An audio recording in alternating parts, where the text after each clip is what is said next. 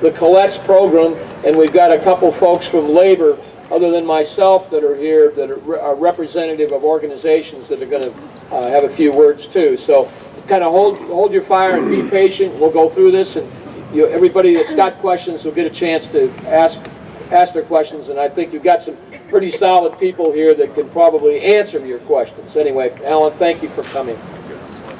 Thank you, Patrick. Thank you, Billy, for spearheading this effort. And Loretta, my dear friend, my dear colleague in the House, for your leadership. We're hoping for Loretta. That's what we're going to say. This is not a political rally, but if it was, I'd be out there cheering. But, you know, before I was in the Congress, I was a mental health worker. I'm a psychologist. And I have come to truly understand that one size does not fit all. People develop at their own rates and need the services at that moment where they are. And so what happens when we engage in moving everybody right away to permanent housing, a great goal to have permanent housing, to have this rapid rehousing program, what happens is you lose a lot of people. That's what happens. There are a lot of people out there, especially women, especially with families, who are not in homelessness because they've been chronically homeless or that they have a disabling condition. What they need is, before they get into permanent housing, they need a supportive environment to help them meet their needs, to understand what their direction is going to be. Because without that, to get that dignity and that sense of purpose and to realize that they've been through a lot and they need support at this moment. And that's what transitional housing does. It doesn't answer everything, but without it, we lose that critical step that can't be, that can't be lost. I'll give you an example. In New York City, between 2005 and 2011, they did rapid rehousing, just where this model came from. They moved out of shelters 33,000 people in that 6-year period into rapid rehousing. What happened? A vast number of those people, almost, I think a majority, ended up back in shelters because they didn't have the supports. They weren't ready yet to do that. So all we're saying is, this is not, even though it is in some ways because of Washington, a financial issue in figuring out best bang for the buck. We are talking about what are the best practices to move people from homelessness to independence. What does this society, if we really care about results, if we really care about helping people, you can't leave out programs, transitional housing programs like Colette's house. You just can't do it, or else you're going to have lots of failure. We're going to lose the very population that we really care about, and they will get blamed, the population. But really, it's because we did not see this entire continuum, we did not fund this entire continuum, and we don't have a real commitment to ending homelessness. Well, I have a real commitment to ending homelessness. I don't think the nation can survive by doing away with transitional housing. And so I'm here to show support and to be with the Teamsters and others to believe that we really do care. And when you do care, you really want to provide the services that are needed, and transitional housing is definitely needed. Thank you. Okay, I'm going to have a couple labor folks come up. I want to introduce Sister Jennifer Muir from the Orange County Employees Association. Anybody that knows anything about this sister and knows about OCEA, they're about helping everybody, not just their members and their members' families. Thank you, Jennifer.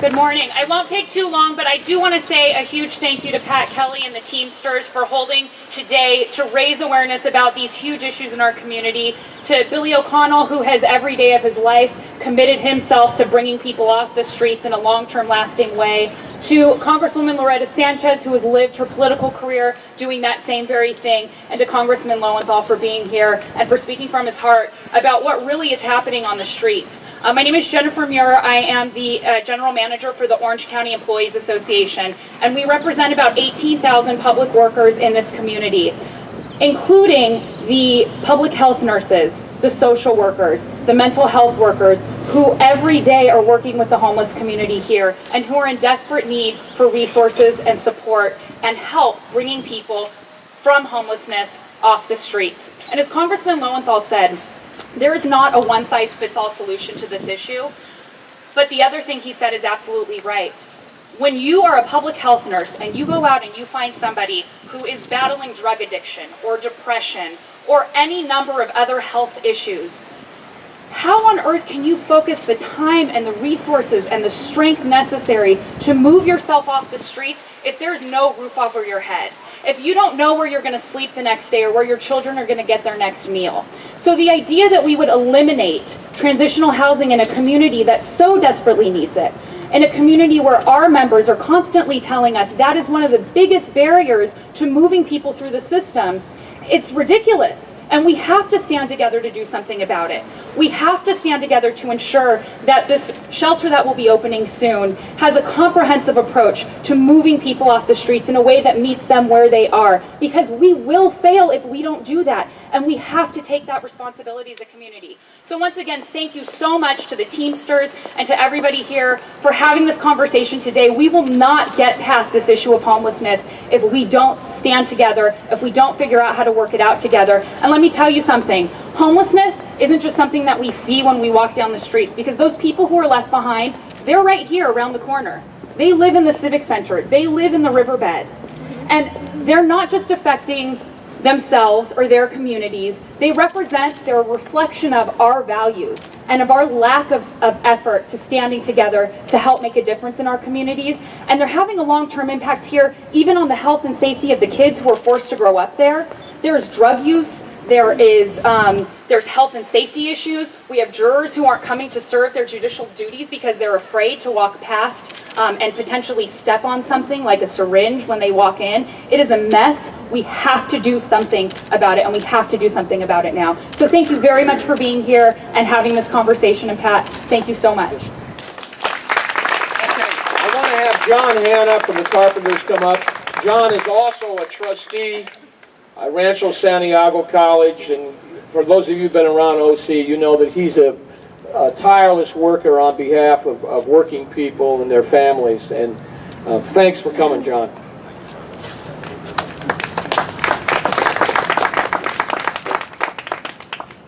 You know, there aren't a lot of votes in the homeless community. There's not a lot of political payoff in the homeless community. But these folks here, you know, Billy O'Connell, Patrick Kelly, who through my lifetime has been a leader in not just the labor community, but in the activist community here in Orange County. These guys, they don't care about that. They're doing what's right. They're doing what's right. And I want to compliment the two members of Congress here, some of our other elected officials that are here, for doing the right thing. And again, a lot of people, this is not sexy. This is not rewarding in politics. But the Carpenters Union is in solidarity with the Teamsters, Orange County Employees Association, and every other, and I saw the iron worker here too. And I'm sure there's other brothers and sisters in trade unions. And we're all understand that we've been fighting for the rights of working men and women, but we've also been fighting for the rights of those who aren't working, who are no fault of their own, have some bad luck. And so thank you, Billy, for doing this. And we have to send a message. As long as I've been here in Orange County, we've been fighting Washington and Sacramento for trying to cut aid to Orange County, cut assistance to whether it's the homeless. This federal court took forever because the powers to be don't want to give to Orange County. If it wasn't for people on the federal end like Loretta, Allen, and Jerry Patterson before him, we wouldn't have this building before us, and we wouldn't have programs like this. So you've got to speak up. Get your local members of Congress and the Assembly to fight for Orange County. Thank you for fighting for Orange County, Billy O'Connell, and thank you for all elected officials and all the trade union members who are here.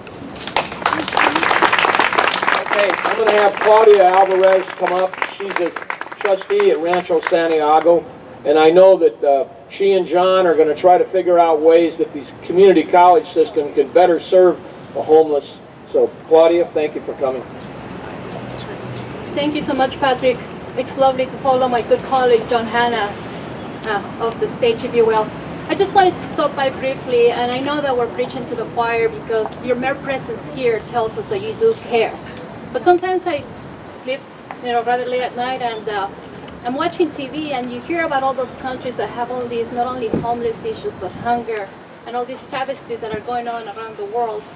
And I keep thinking to myself, well, yes, some of the neighborhoods in the city of Santa Ana are lovely, but there's some really neighborhoods that could really use some help, not just on housing, not just on food issues, school issues, but then just go down the street, walk a few steps from here, and you'll see right in front of our faces everyday people in need. And I know that you are taking care of it. I do want to commend, of course, Billy with Colette Children's Home. He's been working hard for a long time. Of course, Patrick and all the labor unions that are out there. We do it every day. I know there's elected officials out here, and I know that you fight a good fight for a reason. We're very fortunate. I know a lot of us are, I count my blessings every day, but the fact that we're elected officials here to serve our community includes serving the homeless. So when you go home tonight and you wonder how it is that you could help, how it is that you could assist our congresspersons that are here, of course, Loretta Sanchez, who's always stood up for this city and for the homeless population, Congressman Lowenthal, who's also been doing a great job in Washington. Please ask him how it is we could help. Not just a simple phone call, but let's make some noise to make sure that up there in Washington and even in Sacramento, they hear us. They hear that their decisions impact our everyday lives. So thank you so much for coming, and know that education-wise, with Trustee Hanna and the rest of the members of our board, we as well want to make sure not only the people that have access to education in their everyday lives get it, but there's a lot of children out there that live in hotel rooms and they're probably living in that bike trail as well. Pick one up, ask them what their dreams are about, and let's see how we can make those happen. Thank you.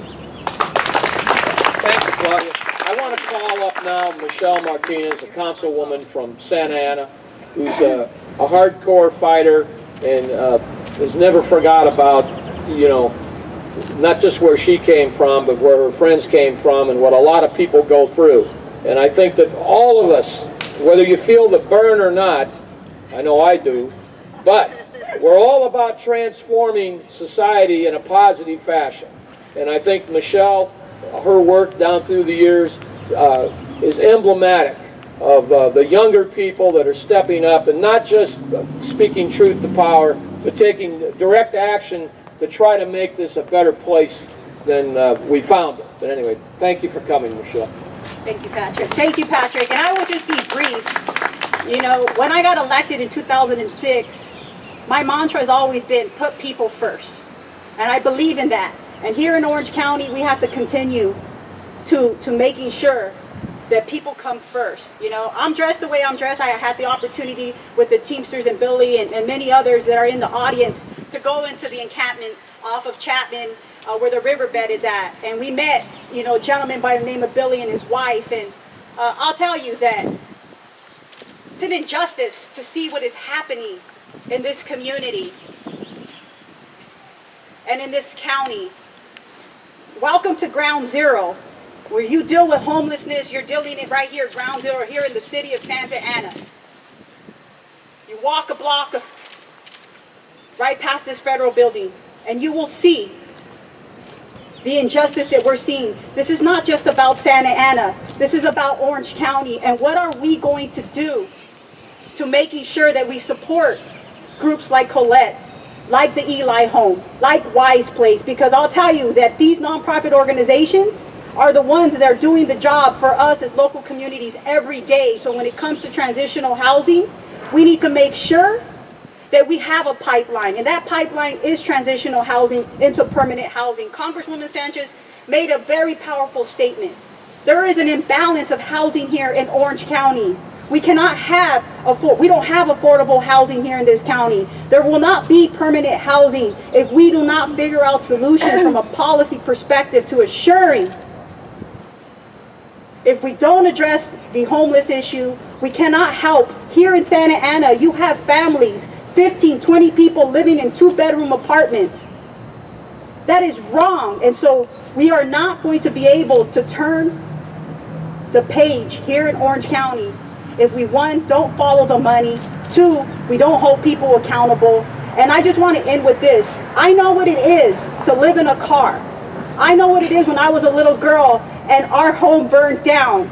And we were fortunate enough that the system was in place that we didn't end up homeless. We got a voucher to go and move into a hotel when I grew up in Harbor City and Wilmington. And so thank goodness there was a system in place where there was a voucher available for my great grandma and my 5 brothers to go and live in a hotel, or else we would have ended up homeless. And so I believe we need to continue to support programs that help mothers and children so that kids don't end up homeless. Thank you. Brandon, Jordan, come on up here. This is another strong elected official from the city of Anaheim, and I know you're busy, you're working over in LA, but you came over here to join us, and we've got a couple more electeds, and then I want the brothers from the ironworkers to come up here, and we want to introduce them, and then Billy's got a couple of folks that have been actually through his program that want to say a few words, right? So, but anyway, Jordan, thank you for coming, sir. Thank you, Patrick, to the Teamsters, to the carpenters, to the ironworkers, to our dear Congress people, Loretta Sanchez and Alan Lowenthal. My name is Jordan Bramman, and I am the councilman from Anaheim. And I stand here not only as a representative from Anaheim, but as a resident who lives in a neighborhood that has been very affected by the homelessness caused from the Great Recession. At least once every month, I have a homeless person who sleeps in the back of my house on my alley. Sometimes I'm able to talk with them. Sometimes I just see what they left behind in the morning. And it is what I have experienced personally, and watching a predecessor of mine on the council, the Honorable Lori Galloway, who's standing right in front of me, who has fought for the dignity of this population every single moment she was on the council, that made me want to fight to finally put a homeless shelter in North Orange County, which we have achieved, and it will open this fall. At least that's what the county tells us. But that's only a part of winning the battle. That's only a part. Without the funding for transitional housing and without the funding for an emergency shelter, we cannot expand those services in Orange County, nor can as much services as the multi-service center is going to provide beginning this fall. If we don't have the funding for transitional housing, we cannot fully address the issue. We can do most of it, but we cannot do all. But by all standing together here today, the elected officials from Orange County, labor, our elected officials from the federal government who are working on our behalf every single moment of the day, we will win this battle. And we will give, finally, dignity to every class of homelessness in Orange County and Southern California. Thank you very, very much. Thank you. Thank you, Jordan.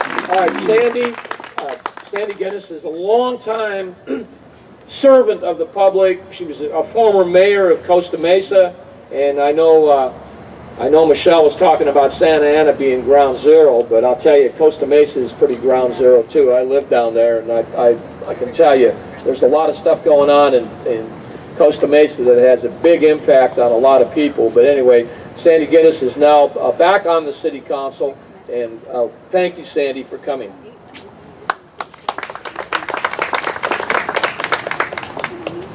Well, first I'd like to thank the Teamsters for putting this on and organizing it, and also for everybody who's here who is concerned about housing, because yesterday we all went to the Memorial Day picnics and the ceremonies, and we said we cared about our veterans, but then we have veterans on the street. We say we care about our children, but we have children living on the street. We have children living in motels. And by the way, I would invite you to go and look online at motel stories about some of the motel children living in Costa Mesa. These are kids whose parents have jobs, but they're struggling. They just need that extra leg up to transition into permanent housing. We have people living in cars. I walk my dogs quite extensively throughout the community, and I see the people, what I call the invisible people. But when you speak with them, they're not invisible.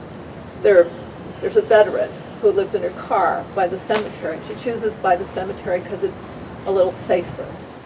There's a gentleman who lived in an apartment a couple blocks away from me, but they raised the rent and his pension just wasn't enough to cover the increase. So he still lives in the same neighborhood he's lived in for years, but he doesn't have a roof over his head. And I see those people who just need a little help. They've fallen off the ladder and they just need a little help from transitional housing. Some of them need maybe a more permanent supportive situation, but they just need a little help. And we all say that we care, but when it comes down to the budget, there are other priorities. And so I urge you to support funding for transitional housing and also for permanent supportive housing. Also, we have 100-acre Fairview Developmental Center site in the city of Costa Mesa. It's being declared surplus by the state of California. There is one project that will be, that originally was designed to be 100% affordable, but every time we turn around, the percent affordable goes down and the amount of market rate housing goes up, and who knows what it will eventually be. And that's only on a small portion of the property. A small portion of the property will have a project with a small portion of the units devoted to low-cost housing. So what do we do with 100 acres? Are we going to make it for affluent people? Are we going to make it for more shopping centers? Heaven knows Costa Mesa doesn't have enough shopping centers. And this is going to be worked out between the city and the state, and I urge you to contact the state and urge that we use our public property for public good. Our public property should not be going for private profit. It should be going for the public good. And we need to provide for our families, for our veterans, and for our seniors. Thank you. Okay, I'd like to have the ironworkers come up here, and then I'm going to have Billy introduce somebody, a special person that can authenticate some of the work that Billy does. Come on, Billy. Billy, come over here and introduce this brother. This is a dear friend who's been very involved working to help people. His name is Keith Harkey. He's with the ironworkers. So, first of all, there's a lot of important people behind me, and then a lot of important people in front of me. But the real reason we're here is the important people that aren't going to get in their cars today and drive home. They're not going to know where they're sleeping at tonight. So those are the important people that we're addressing today. You know, it's not a partisan issue. It's not a black, white, yellow, brown issue. Not a Republican or Democrat issue. It's a community issue. It's a social issue that needs to be addressed. And just this weekend, I was talking to a friend of mine, and I said, "Have you ever been involved in a cause? I mean, what's a cause?" And I've never actually been involved with a cause other than the labor movement, which everybody's involved with, whether you know it or not. Everybody's involved in it. But this is a cause that is actually that anybody and everybody with a heart, with a mind, with a brain can get behind. So just get involved in the cause. These people will tell you how to do that, and I appreciate everybody for being here today. Thank you. Okay, I'm going to have Billy come up, and he's going to introduce a couple people, then we're going to get back and have a few more people speak, and then we're going to take some Q&A. So we really appreciate you staying around. If you really want to get into the policy issues, then come to our town hall over at the Teamsters today, because we're going to dig down, and there's a lot of different ideas out there, and some of them haven't been voiced, and we want to give everybody a real opportunity to participate. But anyway, Billy?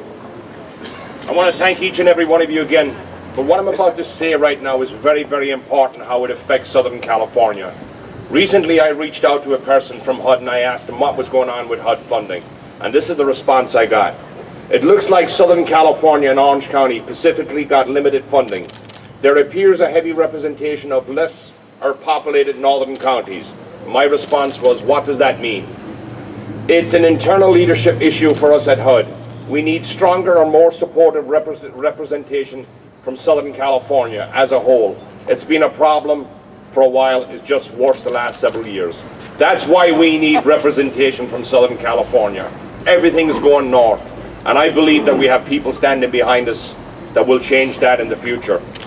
And I would like to invite Diane up right now. Diane actually is a graduate of Colette Children's Home, and she'll share a little bit about her story, and then we can all be on our way. Thank you, Diane. Hi, my name is Diane Saldana, and over 9 years ago, for 8 long agonizing months, I lived in my van with my 2 small daughters. We struggled. We had to go to the local parks to wash up and get the kids off ready for school. I've gone to churches for lunches, gas vouchers. When I couldn't get a gas voucher, we went to the parks and collected recyclables so we could be able to have gas. Those rainy nights that we had, it was devastating because I myself hardly slept, keeping an eye on my 2 children, making sure nobody broke into the cars. Putting the car on to warm us up on those cold nights, and having a lot of blankets on the nights that we didn't have enough gas. I struggled for a long time. I've tried several different transitional shelters. A lot of them, they just closed the door on me. They had no openings. There was a waiting list.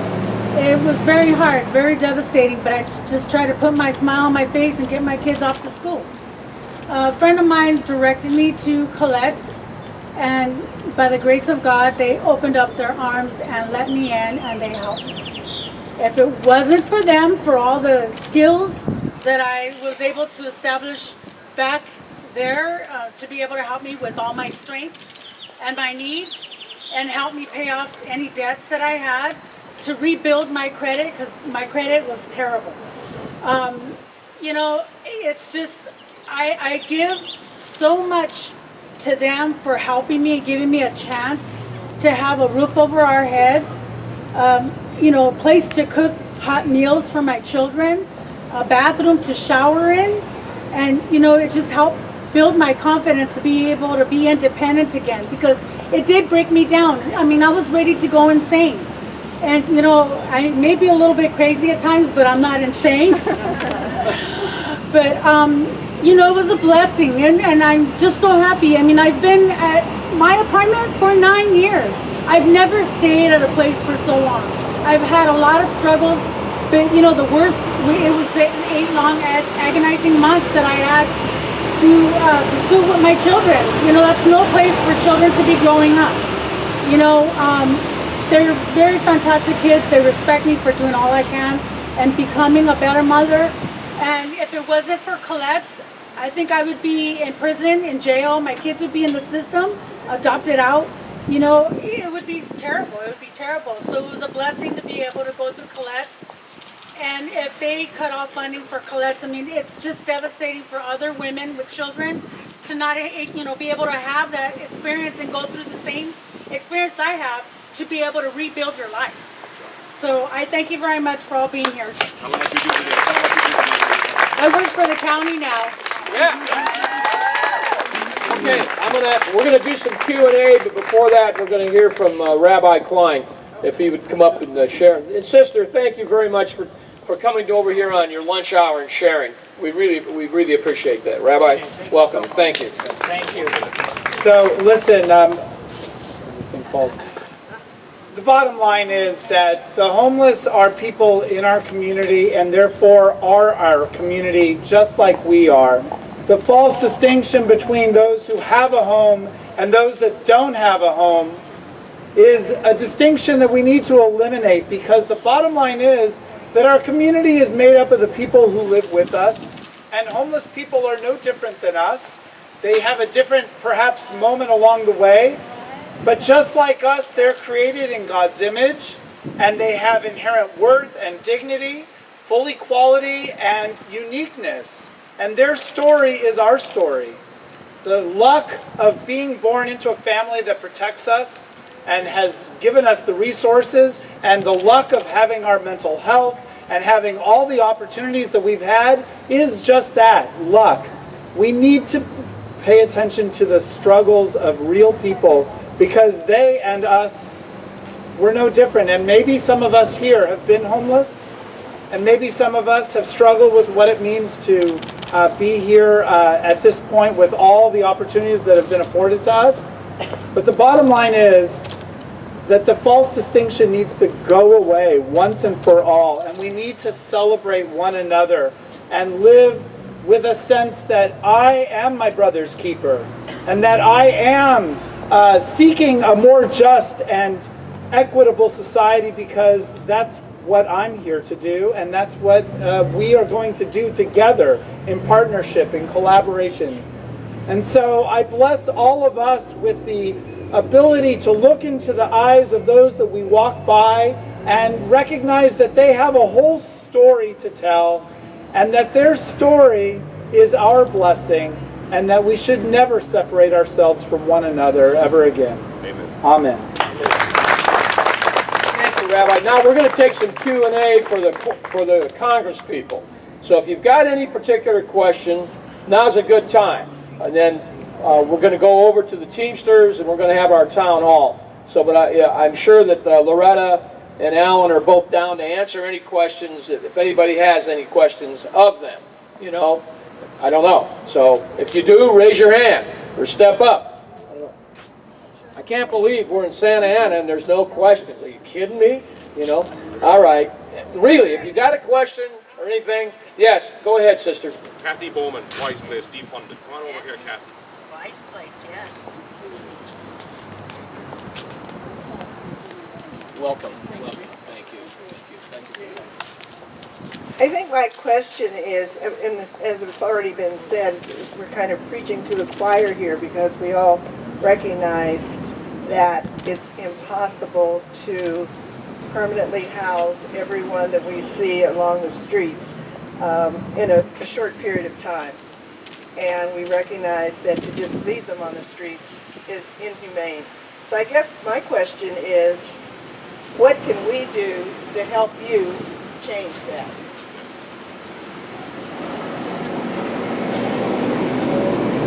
Well, one thing that you can do is to help support us when we do some action. Obviously, the first thing that we have to do is to begin to have our voices heard with HUD and others about the funding of transitional housing. That has to be. We have to work with Senator Feinstein, Loretta and I have to work together, and we're going to need your support once we begin to target HUD to help us get that word out. And we're going to have to reach out, and you're going to have to use friends, to other members of Congress to build as strong a coalition as possible. I mean, we're really talking about now making sure that we have a system in place that works, not a system in place that looks good. And it's time to work together. So we're going to need your voices, but it's going to be up to Loretta and I to begin to put some of the pressure on HUD to do that. Well, thank you for that question. So what can we do? There are many things we can do. First of all, let me tell you that in California, the population is here in the Southland. And yet I was struck by something that Billy said, which that inside the HUD offices, they said to him, here's the problem, the monies are going to the north. How can that be? We have the population here, we pay the taxes in the south. Why is the money going to the north? Well, the first thing we have to understand is we have more Congress people here in the south. And so we need to get all of them on board to help us to bring that HUD money here or to change the policies within HUD. And the way we do that is it's not just Democrats, it's Republicans. So you have to ask all of our representatives to come on board with Alan and myself to do something about this issue of moving monies into transitional housing. That's the first thing you can do, is send letters, send faxes, emails to your Congress members and get them to help us because we have the power here. The second thing that's important, and I've noticed this over the years, and I've tried to explain to people why it's important. HUD is an organization that is, of course, based in Washington, D.C. That's where the HUD secretary sits. And the bulk of the people who work for HUD, the federal employees, are in Washington, D.C. And then they have some regional offices. But this is one thing I know. When HUD looks at housing, the majority of people who go to work at HUD or work in HUD see it as an East Coast sort of a thing, because they have lived and their experiences are of the East Coast. There are not a lot of Californians who want to move from our beautiful state to be out in Washington, D.C. and work on housing. Most people would call that crazy because we live in such a beautiful place.